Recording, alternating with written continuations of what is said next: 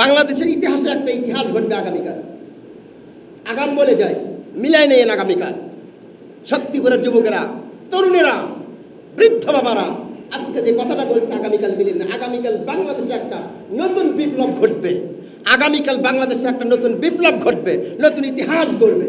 সেটা হচ্ছে, সকলে আপনারা হয়তো জানেন, আল্লামা মিজানুর রহমান আজহারি, মামুনুল হক, তারপরে আবরারুল হক, এইরকম করে ছাত্র আন্দোলনে যারা নেতৃত্ব দিয়েছেন, ক্রিকেটার মাহমুদুল্লাহ, এইরকম করে দল মত নির্বিশেষে, জামাত ইসলাম বুঝি না, বিএনপি বুঝি না, আওয়ামী লীগ বুঝি না, সব দলের লোকের একত্রে আগামীকাল মার্চ ফর গাজা উদ্দেশ্যে একটা সম্মেলন হবে, একটা মিছিল হবে ঢাকার বুকে। সারা বাংলাদেশের থেকে অলির গলি থেকে যুবকেরা ঢাকার দিকে আজকেই ছোটা শুরু করছে। সুবহানাল্লাহ বলেন। অন্ততপক্ষে আমরা বাংলাদেশের মাটি থেকে লক্ষ কোটি তাওহীদি জনতা সারা বিশ্বকে জানিয়ে দেব, হ্যাঁ আমরা তোমাদের কাছে না যেতে পারি, কিন্তু আমাদের ইমানি জোশ আমাদের কলিজার মধ্যে আছে। আমরা এখান থেকে তোমাদের বিরুদ্ধে আমরা হুঙ্কার দিচ্ছি, মুসলমানেরা পারলে তোমরা বাংলাদেশে যে আমাদের সঙ্গে যুদ্ধ করো। শক্তিপুরের মুসলমানেরা মনে রেখো, আজকে বলতে চাই, ফিলিস্তিনের বুকে যেরকম করে মুসলমানেরা নির্যাতন হচ্ছে, এরকম নির্যাতন যদি বাংলাদেশের জমিনে একবার হয়, ইসলামের পক্ষে যদি একটা ডাক আসে, কারা কারা সেই যুদ্ধে যাওয়ার জন্য, শহীদ হওয়ার জন্য রাজি আছো, তো হাত তুলে একবার আল্লাহকে দেখায় দাও। লিল্লাহি তাকবীর, লিল্লাহি তাকবীর। সম্মানিত ভাইরা আমার, বড্ড কষ্ট লাগে। আল্লাহু আকবার। তরল পানি, তরল পানি। আমরা খাবার খাচ্ছি না, খাবারগুলো সরে ফেলছি, আরে বাদ দাও, হাত দিও না, হাত দিও না। তরল পানি নেওয়ার জন্য হুমড়ি খেয়ে তারা প্লেটটা আগায় দিচ্ছে। খাবার নাই, খাদ্য নাই, সুখের খবর এটাই, কখনো কোনো সময়ের জন্য ঘাবড়াবেন না। আল্লাহ নিষেধ করেছেন, ওয়ালা তাহিনু ওয়ালা তাহজানু ওয়া আনতুমুল আলাউনা ইন কুনতুম মুমিনিন। মুসলমানেরা শোনো, ভয় পেও না, চিন্তা করো না, ইমানটা বুকে লালন করো, আমি আল্লাহ আমার আসমান থেকে তোমাদের জন্য বিজয় দিয়ে দিব। 18 কোটির বাংলাদেশকে এখন ভয় পাচ্ছে ভারত, বুঝতেছেন না? 18 কোটির বাংলাদেশকে ভয় পাচ্ছে এখন ভারত, এটা বুঝতে হবে, এটা রাসূলের বাণী। সুবহানাল্লাহ গণ। সারা বিশ্ব আবারও মুসলমানের হাতে আসবে। এমনি আসবে, আগে মার খাওয়া লাগবে, তো রক্ত আগে দেন, মার আগে খান, তারপরে আসবে। 17 বছর মার খাওয়ার পরে সুদিন পাননি? ঠিক সেই রকম আমেরিকাকে এখন কয়জন ভয় পায়? আগে সবাই তো আমেরিকার কাছে নত করত, ওম ওম শান্তি বলে নত জানু করত। এখন আমেরিকারও আর টাইম নেই। চিন্তা করেন না, আল্লাহ আমাদের সঙ্গে আছে, আল্লাহ আমাদের সঙ্গে আছে, অতএব চিন্তার কোনো কারণ নেই। তবে হ্যাঁ, আল্লাহর কাছে একটা জিনিস চাইবেন সব সময়, আল্লাহ তুমি আমাদেরকে একটু ইমানি হালতে মৃত্যু দিও, আল্লাহ আমাদেরকে শহীদি হালতে মৃত্যু দিও। আল্লাহ কবুল করুক, বলেন আমিন। আজকে সারা বিশ্বে 57টি দেশ মুসলিম কান্ট্রি, আমাদের বাংলাদেশের মতো এরকম আরো 56টি দেশ আছে, 57টি দেশ মুসলিম কান্ট্রি।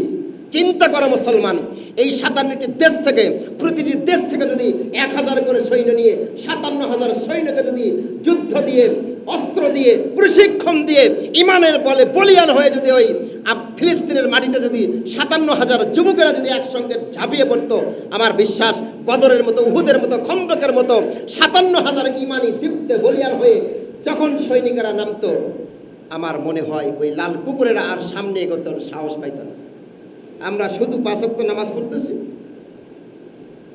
5 ওয়াক্ত নামাজ পড়তেছি আর জিকির করতেছি, আর আপনার সামনে, আমার সামনে মুসলমানদেরকে এভাবে নিধন করছে। আপনি আমি মনে হয় চিন্তা করতেছি আল্লাহর কাছে খালি যাব আর আল্লাহর কাছে খালি ক্ষমা নেব আর পার পায়ে যাব। আচ্ছা বলেন তো, আল্লাহ পাক কি আবাবিল সব জায়গায় পাঠায়? আবাবিল যদি এখন পাঠায়, আমার মনে হয় আবাবিল ওই ফিলিস্তিনের মুসলমানদেরকে রক্ষা করার জন্য পাঠাবে না। আবাবিল এখন আল্লাহ পাক পাঠাবে এই 57টি দেশের মুসলিমদের কাছে, যে তোমরা মুসলমান হয়ে কি করে এখনো বসে আছো। সম্মানিত ভাইরা আমার, সত্যিকার অর্থে আমাদের কি আর করার আছে? আমাদের না আছে অস্ত্র, না আছে সামর্থ্য, না আছে শক্তি, আমরা ফিলিস্তিনের মুসলিম ভাইদের জন্য আমরা কিছুই করতে পারছি না। সম্মানিত ভাইয়েরা আমার, দেখেন, বলেছিলাম এর আগেও, সেই আফগানিস্তানের বুকে 21 বছর হাজার হাজার প্রাণ বিসর্জন দেওয়ার পরেও আফগানিস্তানের বুকে আল্লাহর কোরআনের পতাকা উঠছে কি ওড়ে নাই। আল্লাহ রাসূল বলেছেন, মুসলমানেরা শোনো, ফিলিস্তিনের বুকে হাজারো মানুষকে, লক্ষ মানুষকে গুলি করে মারতেছে, ছোট্ট ছোট্ট বাচ্চাদেরকে মারতেছে। ভয় পাওয়ার কোনো কারণ নাই, টেনশনের কোনো কারণ নাই। একদিন সেই ফিলিস্তিনের মাটিতেও আল্লাহর কালেমা উদ্দীর্ণ হবেই হবে। এটা রাসূল বলে গেছেন। কিয়ামতের বড় বড় 6টি আলামত বলে গেছেন। এই 6টির মধ্যে এটাও একটা আলামত, ফিলিস্তিনের মাটিতে আবারও বাইতুল মাকদাস বিজয় হবে, হবেই হবে। এটা রাসূল বলে গেছেন, অত চিন্তার কোনো কারণ। দেখেন নিরস্ত্র মানুষগুলো কিভাবে সাহস নিয়ে এখনো তারা সে জায়গায় আছে। তারা পানি পাচ্ছে না, তারা খাবার পাচ্ছে না। আহারে, একদিন দেখলাম ছোট্ট একটা বাচ্চা, বয়স মনে হয় 4-5 বছর হবে এরকম, ইটের আপনার ওই বিল্ডিংয়ের মানে চিপায় পড়ে শুধু চোখ দুটো বের হয়ে আছে, মুখ দুটো বের হয়ে আছে। আহা, কি দৃশ্য! আসুন, আমরা কিছু করতে না পারলেও আমরা অন্তত পক্ষে এই বাংলাদেশের জমিন থেকে আমরা অন্তত পক্ষে 2টা কাজ করতে পারবো। একটা হলো আমরা কায়মনে বাক্যে হালাল খেয়ে আল্লাহর কাছে দোয়া করবো, আল্লাহ জালিমদেরকে তুমি ধ্বংস করো, ফিলিস্তিনি মুসলমানদেরকে তুমি রক্ষা করো। আরেকটা কাজ আমরা করতে পারবো, সারা বিশ্ব জুড়ে ভাইরা, সত্যিকার অর্থে দেখেন, সারা বিশ্ব জুড়ে 200 কোটি মুসলমান। কত? 200 কোটি মুসলমান। আর সারা বিশ্বে ইহুদির সংখ্যা মাত্র 80 লক্ষ, 1 কোটিও নয়। সংখ্যা কি মুসলমানের বেশি না ইহুদিদের? মুসলমানদের। তারপরও আমরা পাচ্ছি না, কারণ ইহুদিদের বন্ধু বেশি, মুসলমানদের বন্ধু কম। ইদানিং আবার বাংলাদেশ থেকে কিছু বড় বড় আলেমেরা ফতোয়া দিচ্ছে। আমাদের আর কি করার আছে? আমাদের আর কি করার আছে? ফতোয়া যদি এই রকমই হয়, তা রাসূলের হাদিসের দিকে তাকাও, মান রাআ মিনকুম মুনকারান ফালিয়ুগাইয়িরহু বিয়াদিহি। অন্যায় দেখছো, সেই অন্যায়টা তোমাকে হাত দ্বারা প্রতিহত করতে হবে। পারছো না, মুখ দিয়ে প্রতিহত করো, তাও হচ্ছে না, ওটাকে ঘৃণা করো। তুমি ঘৃণাও করতেছো না, আবার তার পক্ষে আবার সাবাই গাচ্ছে। আমাদের কি করার আছে?